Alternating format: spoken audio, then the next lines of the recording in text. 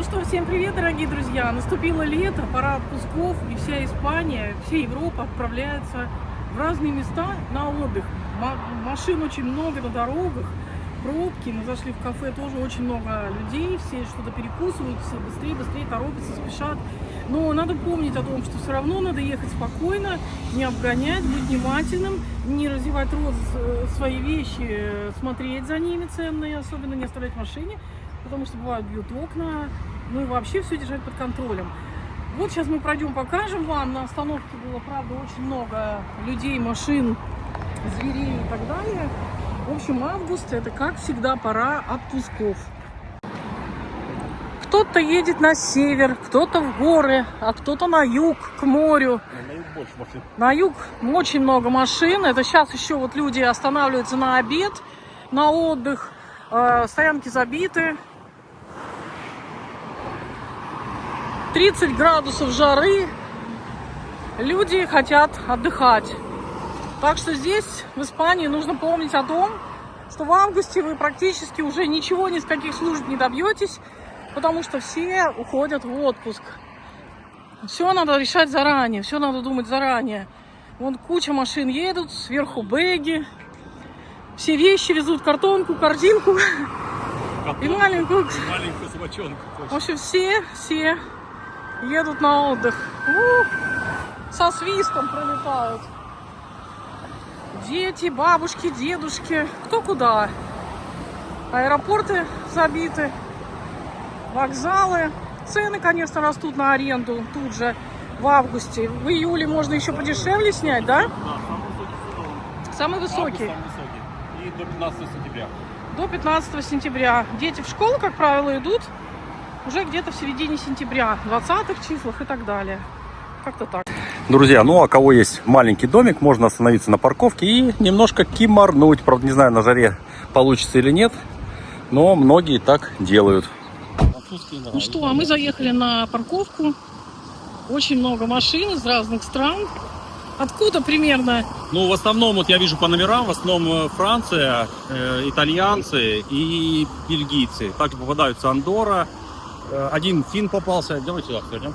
Да, финнов как-то поменьше. Шведов да. не видно. Шведы и финны любят более прохладную погоду. И Нидерланды. Финны и шведы, я знаю, что более прохладную, наверное, выбирают погоду. Особенно на автодомах, пенсионеры. Это где-то весна, май, может быть, июнь. А дальше уже сентябрь. Бархатный сезон. Ну а сейчас самая жара. Вообще очень тяжело в июле, в августе. Не только жарко на южном побережье, но еще и влажно, очень душно. Сейчас 30 градусов уже чувствуется такая. После гор мы возвращаемся, после прекрасных Пиренеев, после гор, после хорошего прохладного отдыха, комфортного. Чувствуется жара, но мы еще не доехали до побережья. Едем в провинцию Аликанте.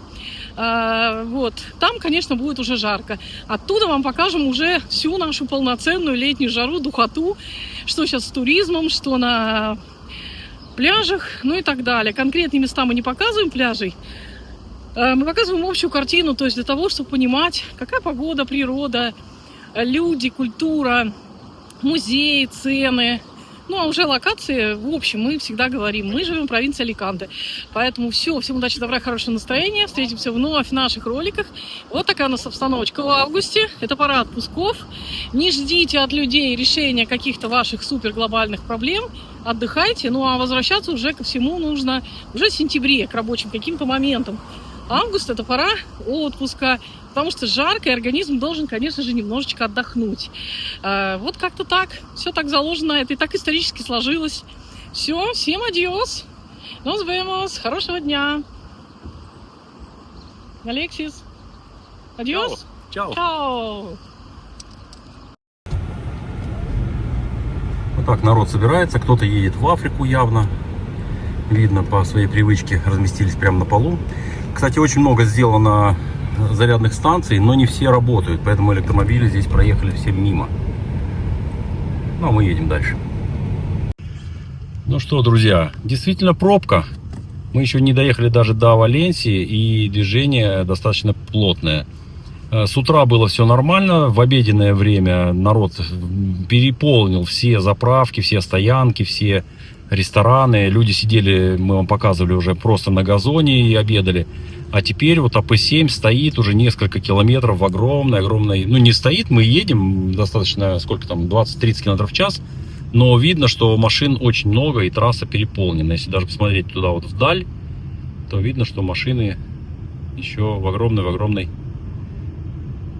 пробке. Это все едут на юг.